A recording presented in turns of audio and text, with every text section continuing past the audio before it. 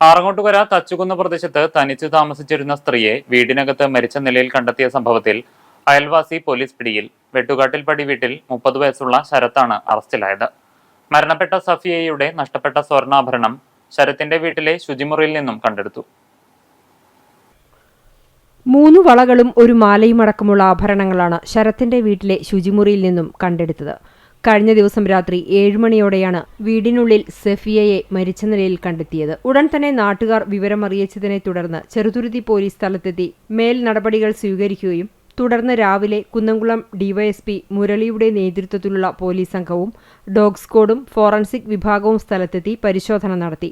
മരണപ്പെട്ട സഫിയയുടെ ശരീരത്തിൽ സ്ഥിരമായി കാണാറുള്ള സ്വർണ്ണാഭരണങ്ങൾ നഷ്ടപ്പെട്ടതായും ശരീരത്തിൽ കണ്ട ചെറിയ മുറിപ്പാടുകളും മരണത്തിൽ ദുരൂഹതയുണ്ടെന്ന ആരോപണം ഉയർത്തിയിരുന്നു. 200 മീറ്റർ ചുറ്റളവിൽ വിജനമായ സ്ഥലത്തിന്റെ നടുവിലാണ് സഫിയ താമസിച്ചിരുന്ന വീട്. ഒറ്റയ്ക്ക് താമസിക്കുന്ന സഫിയ രാത്രി അന്തിയുറങ്ങാൻ അടുത്തുള്ള ബന്ധുക്കളുടെ വീട്ടിലാണ് പോയിരുന്നത്. എന്നാൽ 2 ദിവസമായി ഇവരെ പുറത്തു കാണാത്തതിൽ നാട്ടുകാർ ചേർന്ന് നടത്തിയ അന്വേഷണത്തിലാണ് രാത്രി 7 മണിയോടുകൂടി മരിച്ചു കിടക്കുന്ന നിലയിൽ കണ്ടെത്തിയത്.